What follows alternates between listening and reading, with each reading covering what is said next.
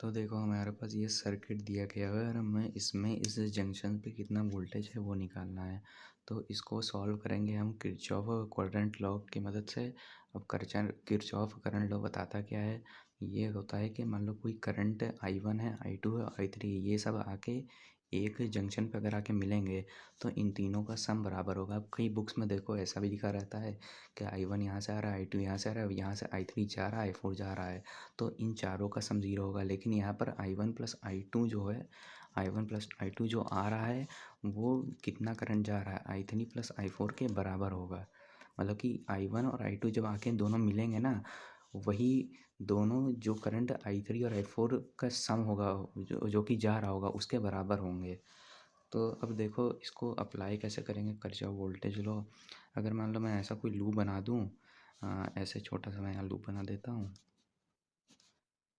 अब यहाँ पर मैंने मान लिया 2 ओम का रेजिस्टेंस मान लिया, यहाँ पर 3 ओम का रेजिस्टेंस मान लिया, इधर 4 ओम का रेजिस्टेंस मान लिया, यहाँ मैंने 10 वोल्ट मान लिया, इधर 20 वोल्ट मान लिया, यहाँ पर 30 वोल्ट मान लिया।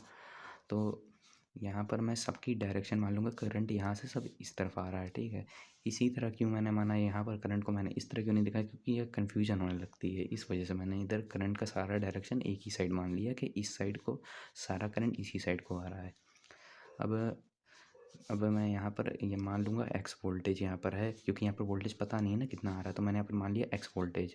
तो इसको यहाँ पर एक्स को ऐसे ही लिख दो, और यहाँ पर ये जो माइनस है यहाँ पर, मतलब कि यहाँ पर जो वोल्टेज है ना 10 वोल्टेज, इसको ऐसे माइनस कर दो, और इसके जो रेजिस्टेंस है इसको ऐसे ही लिख दो नीचे।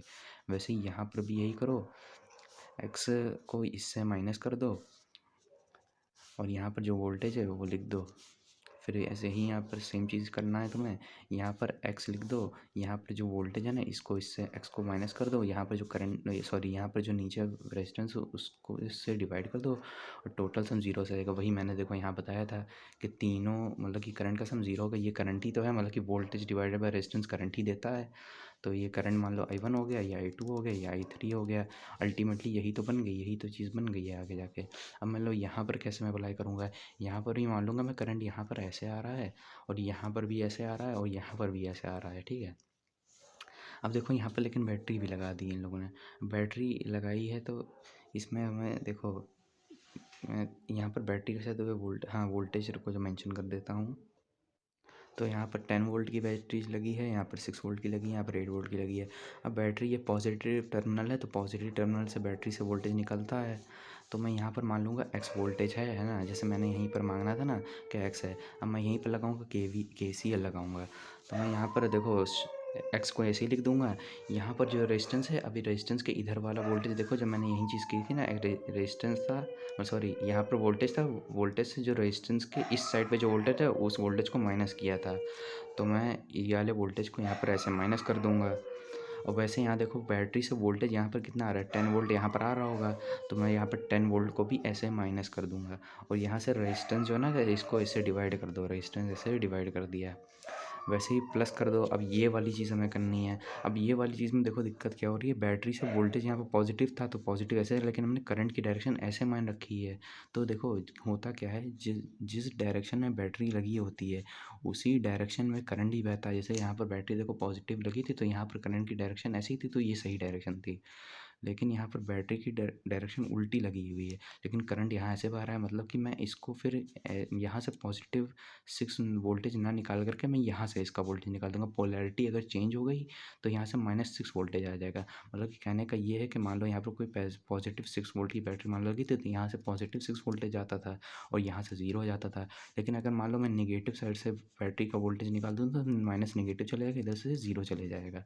तो यहाँ से -6 वोल्ट आ रहा होगा, तो मैंने एक्स लिख दिया, -6 वोल्ट जो आ रहा है बैटरी से वो लिख दिया। और यहाँ पर जो रेजिस्टेंस था ना -15 है, उसको भी ऐसे मैंने लिख दिया, एकदम सेम टू सेम। और